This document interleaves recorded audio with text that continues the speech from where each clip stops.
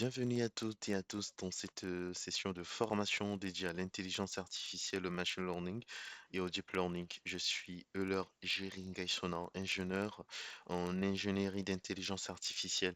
Alors, surtout, bienvenue à ceux qui nous suivent pour la première fois. N'hésitez surtout pas à mettre dans la partie commentaire une petite note pour nous faire savoir que vous êtes avec nous. Ça nous fera vraiment un très grand plaisir. Et donc voilà, on a pu commencer cette session de formation en machine learning et en deep learning. Je tiens à rappeler que notre but, c'est pas juste d'exécuter les, les lignes des codes pour juste faire savoir que ça marche, c'est pas ça.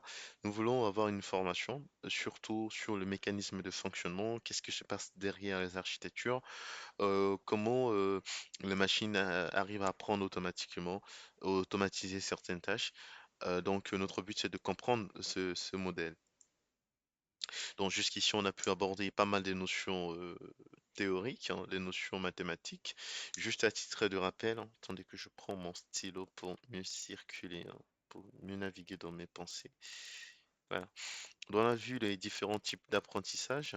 Jusqu'ici, on a vu les différents types d'apprentissage, à savoir l'apprentissage supervisé, voilà, et l'apprentissage qui n'est pas supervisé, non supervisé. Et donc, dans l'apprentissage supervisé, on a deux méthodes, celle de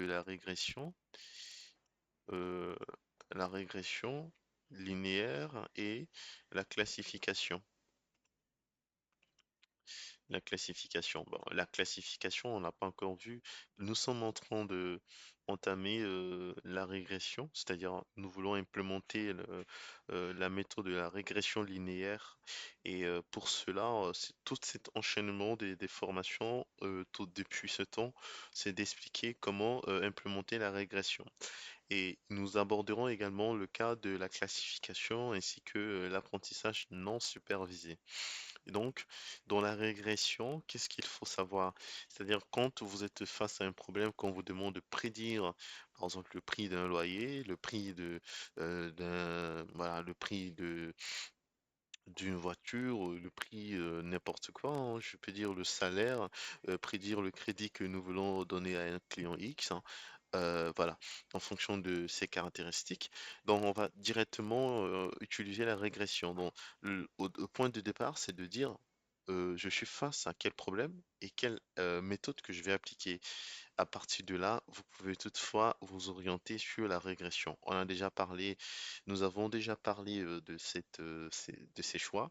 Euh, on a pu voir hein, l'apprentissage supervisé, voilà, dans le détail lors de nos premières sessions de formation.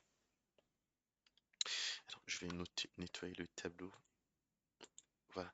On a vu aussi lors de la précédente formation l'environnement du développement et on a pu aborder certains modules de Python. Il y en a plusieurs modules, mais nous allons juste nous focaliser sur les modules qui nous intéressent hein, pour notre formation, à savoir le module NumPy et Random. Ce sont les deux modules que nous allons beaucoup plus utiliser pour implémentation de méthode de l'apprentissage non supervisé que nous allons voir tout au long de cette formation, ainsi que celle qui va venir. Voilà. Donc, rappelons un peu les formules que nous avons vues jusqu'ici. On a vu la formule du modèle. Le modèle, c'est d'abord une expression mathématique qui va nous permettre en fait, c'est une prédiction. Vous allez faire le choix. On a dit il faut commencer par le dataset, hein, c'est-à-dire vous disposez de votre dataset qui attend. Le dataset, c'est un fichier, ça peut être un fichier Excel, CSV ou l'extraction d'une base de données. Et donc, à partir de ce fichier, vous allez choisir un modèle et ce modèle qui va vous permettre de prédire vos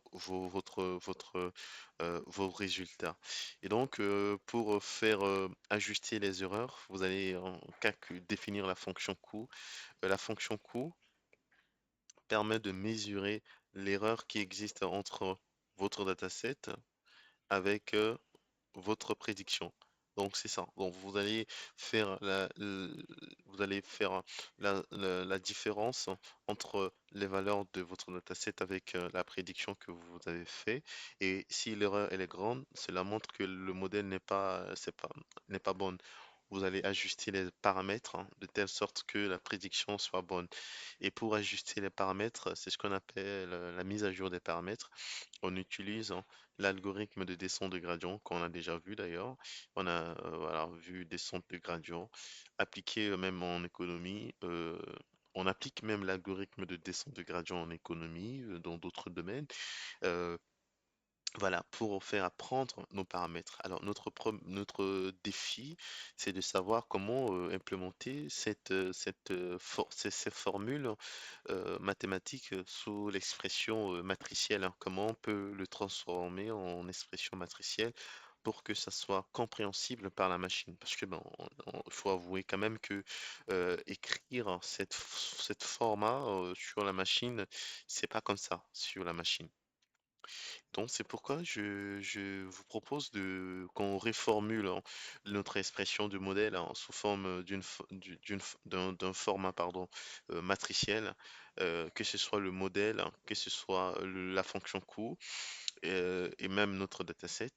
Il faut le repenser, revoir euh, tout ça sous forme matricielle pour que ce soit compréhensible par la machine.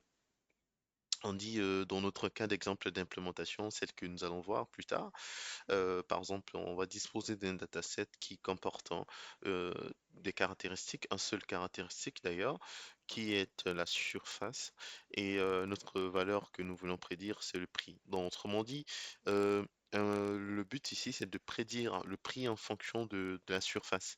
Donc, on va générer des surfaces aléatoires, plusieurs lignes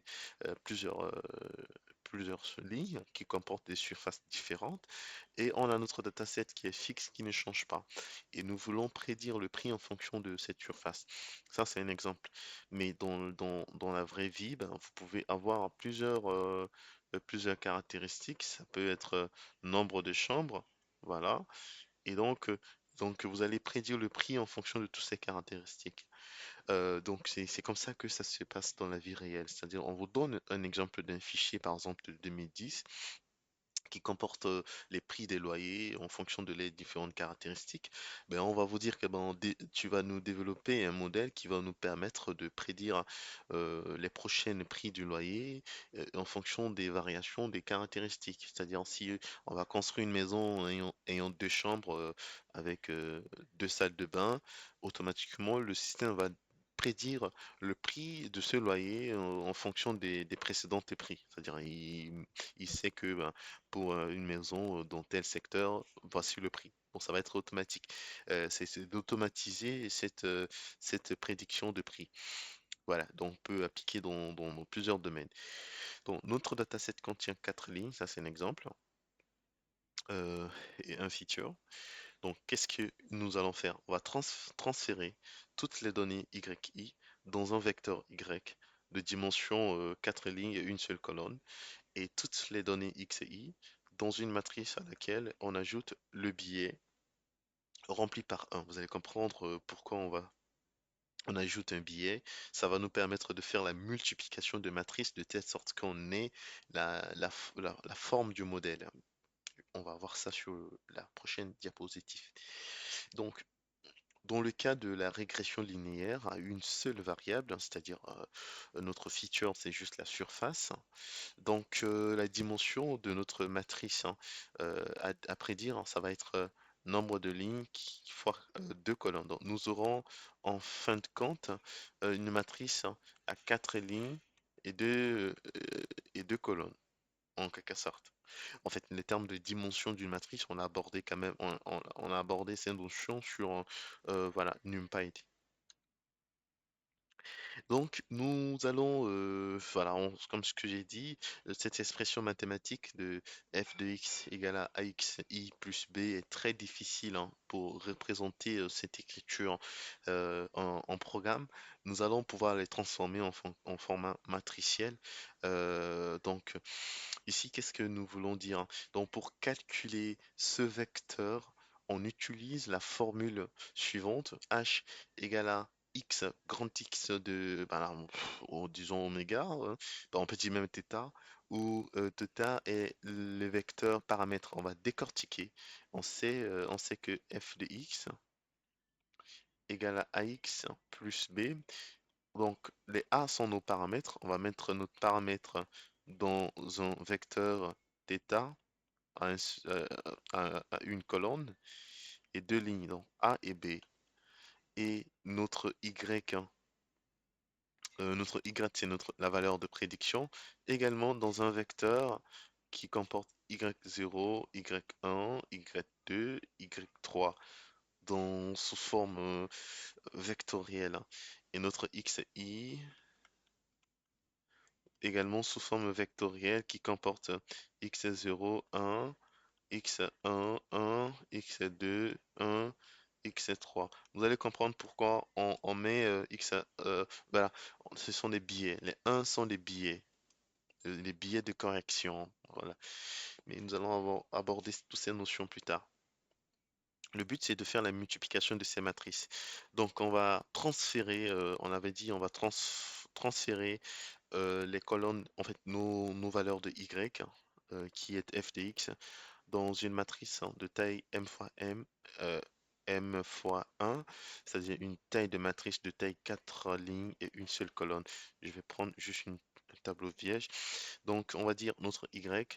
Où est mon stylo? Je vais prendre mon stylo. Oui. Donc, on va dire, on va transférer notre y dans une matrice de taille m fois 1 avec un nombre de m. Ici, c'est 4 lignes et, et une colonne. Et nos x, on va le transférer sous forme de matrice. OK? Matrice à m lignes et deux colonnes, c'est-à-dire 4 lignes et deux colonnes. Et nos paramètres, hein, je vais dire θ, on va transférer θ sous forme de matrice. Matrice à, disons, on a combien de paramètres? Deux paramètres, deux lignes, une colonne. Voilà. Donc, c'est quoi la formule? On a dit tout à l'heure H, notre matrice H est égal à grand X fois θ. Ça veut dire, tout simplement, on a notre X, hein, c'est x0, x1, x, x2, x3. On va ajouter nos billets. Les billets vont nous permettre de faire la multiplication d'une matrice. On va multiplier par rapport à notre paramètre, c'est A et B. Donc ça, ce sont les formules de votre formule d'algèbre, hein. En fait, aussi, vous savez comment faire la multiplication d'une matrice. Je vais changer juste, hein, le stylo pour mieux expliquer. Donc pour multiplier une matrice, hein, vous faites ligne fois colonne. C'est-à-dire, vous faites ça, ligne fois colonne. C'est comme ça. Donc, c'est-à-dire, vous aurez une matrice, hein, qui va être A fois x0 plus 1 fois 1 fois b. Voilà. Pareil, ainsi de suite, hein. Vous êtes ici. Donc, vous allez prendre ça, ligne fois colonne, et ça fois ça. Donc, ça fera toujours A x1 plus 1 fois b. Pareil que ici. Donc, ça fera A. Donc, on prend ça fois ça, plus 1 fois b. Donc ça fait ax2 plus 1 fois b. Et on a a x3 plus 1 fois b. Et donc, finalement, vous avez quoi? Cette expression, ça représente quoi? Ça, c'est votre modèle, hein. Donc, on aura, on aura quand même notre modèle H, c'est égal, je vais mettre ça comme ça, f de x0, voilà, f de x1 et f de x2, f de x3. Pourquoi on doit transformer cette expression en transformant notre matrice, hein, en fait notre modèle, si on le transforme en expression matricielle, ça va nous permettre d'effectuer des calculs hein, lorsqu'on va calculer, par exemple, on va calculer la fonction coût, ça va nous permettre vraiment de faire les calculs matriciels. Donc voilà comment nous allons pouvoir, à la prochaine vidéo, nous allons voir comment est-ce que nous pourrions implémenter tout ça. Donc voilà, je vous remercie pour votre présence. N'oubliez pas de vous abonner une fois de plus hein, et surtout de mettre dans la partie commentaires si vous avez des retours. Nous avons vraiment besoin d'avoir votre retour parce que quand même vous êtes vingtaine, trentaine oui, à suivre la formation. N'hésitez pas de mettre dans la partie commentaires euh, les personnes qui nous suivent. Vraiment, ça nous intéresse de connaître votre retour. Je vous remercie. On se dit à la prochaine.